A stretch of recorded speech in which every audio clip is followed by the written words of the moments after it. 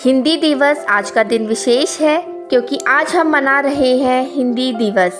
14 सितंबर 1949 को हिंदी को भारत की राजभाषा का दर्जा मिला और तब से यह दिन हर साल हमारी भाषा की समृद्धि, संस्कृति और पहचान की याद दिलाता है।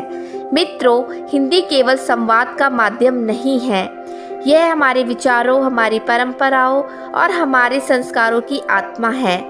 जैसे प्रकृति हमें जीवन देती है, वैसे ही भाषा हमें अभिव्यक्ति देती है। हिंदी में एक विशेष सहजता है, इसमें हम अपनी भाव सीधे दिल से कहते हैं। अगर आप गौर करें तो पाएंगे कि हमारी प्रकृति और अध्यात्म की सबसे गहरी शिक्षाएं भी हिंदी और उसकी जुड़ी बोलियों में ही रची बसी हैं।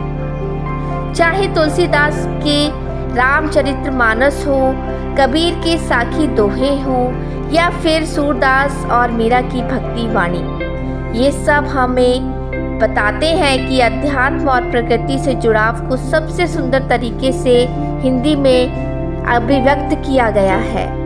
अध्यात्म हमें भीतर से जोड़ता है और प्रकृति हमें बाहर से पोषण देती है।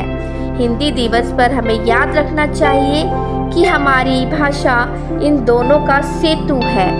जब हम हिंदी में माँ धरती कहते हैं या गंगा मैया का नाम लेते हैं तो उसमें केवल शब्द नहीं होते, बल्कि उसमें प्रकृति के प्रति आदर और अध्यात्म की अनुभूति भी होती है। मित्रों, आज के समय में जब हम आधुनिकता की दौड़ में भाग रहे हैं, तब यह जरूरी है कि हम अपनी भाषा और अपनी जड़ों से जुड़े रहें।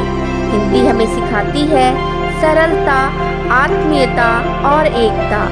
यही वे मूल्य हैं जो हमें समाज में शांति और सद्भाव बनाए रखने की शक्ति देते हैं। सोचिए, जैसे एक पेड़ की जड़ें गहरी हों तो वह हर तूफान झेल सकता है, वैसे ही अगर हमारी जड़ें हमारी भाषा और संस्कृति में गहरी होंगी तो हम किसी भी संकट से पार पा सकते हैं। तो आइए इस हिंदी दिवस पर हम ये संकल्प लें, हम हिंदी का आदर करेंगे, इसे अपने घर परिवार में अपनाएंगे और अपनी नई पीढ़ी को भी इसकी मधुरता से जोड़ेंगे। और साथ ही हम अध्यात्म और प्रकृति से भी अपने रिश्तों को मजबूत करेंगे, क्योंकि यही सच्ची शांति और विकास की राह है। अंत में मैं यही कहना चाहूँगी, हिंदी हमारी पहचान है, अध्यात्म हमारी शक्ति है और प्रकृति हमारी जीवन रेखा। इन तीनों का संगम ही हमें संपूर्ण बनाता है। अगर आपको मेरी वीडियो पसंद आई हो तो लाइक कीजिएगा और चैनल को